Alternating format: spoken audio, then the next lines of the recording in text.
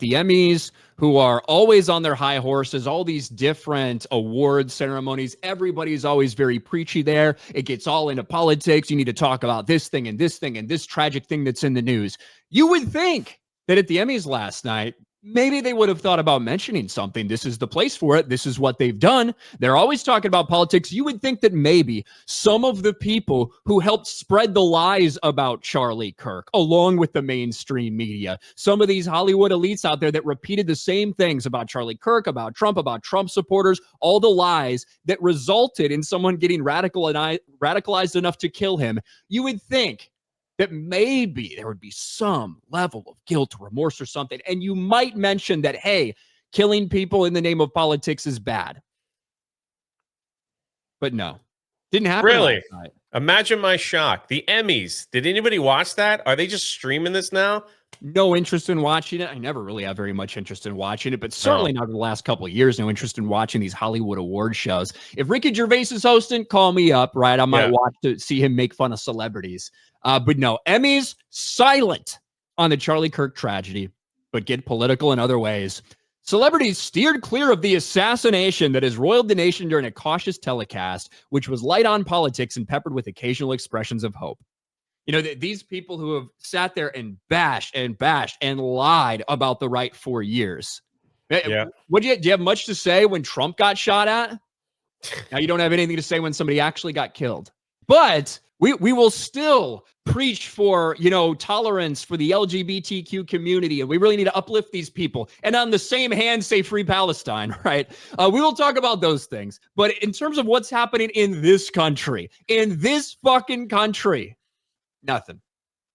We'll talk about these conflicts that have lasted fucking thousands of years and will continue till the end of time. Until Jesus comes back, these conflicts will continue.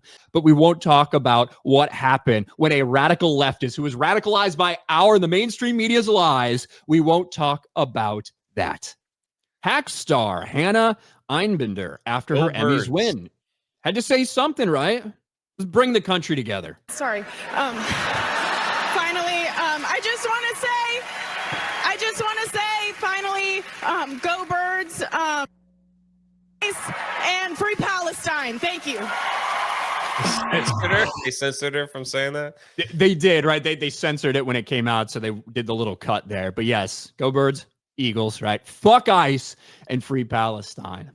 You did something there. Emmys, congratulations. I feel united. I will say that the host himself, Nate Bargatze, he did, like, even before the show came out, this was in the aftermath of the Charlie Kirk assassination, he said, hey, we're not going to do politics. We're not going to make political jokes. We're not going to do anything like that. I want to keep it, like, uplifting and friendly. We're going to ignore all that stuff. However, you can't control the people that get up there on the mic, apparently, and these are people in Hollywood. If there was one bright side from last night, I suppose, Jay, I suppose it might be Sydney Sweeney. Sydney Sweeney did make an appearance. You haven't seen this picture? No. Thank you. Well, you're welcome. But Sydney Sweeney did make an appearance. She was at the Emmys. I don't really think we need any audio for this. Wearing a nice dress. And Gary posted a video of her coming out. Now, there was there was almost a jeans joke right before this. There was a guy, like the host, was wearing like a blue jean tux almost. He's like, I don't know why I'm wearing a blue jean tux, but what is this? But, well, anyway, here's Sydney Sweeney. It's something like that, right? Pretty lighthearted, which Sydney Sweeney did not address. Apparently, she didn't go to any of the after parties or anything like that. She came, she presented, she left. But here's the intro for you guys. Her walking out there. I think Gary took all the sound away. This is just meant to be a visual. A visual. One of the bright spots of the Emmys.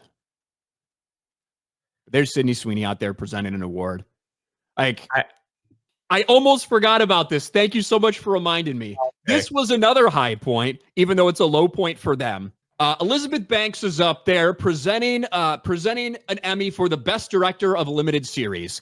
And she's bragging about how awesome it is that there's 5 female nominees and only 1 male. She's up there just gloating about it. She's so happy. Well, the best thing ever happened.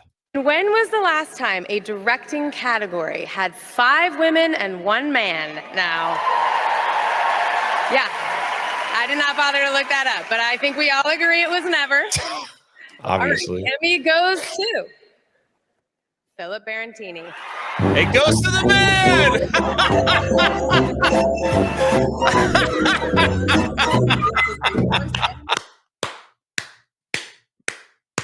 Bro.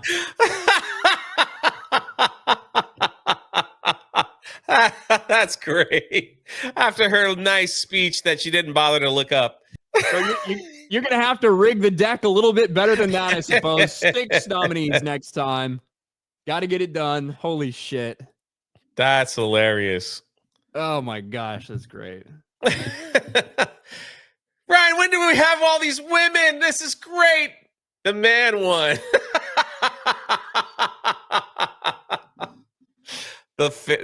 The look of disappointment on all their faces were like, back at it again.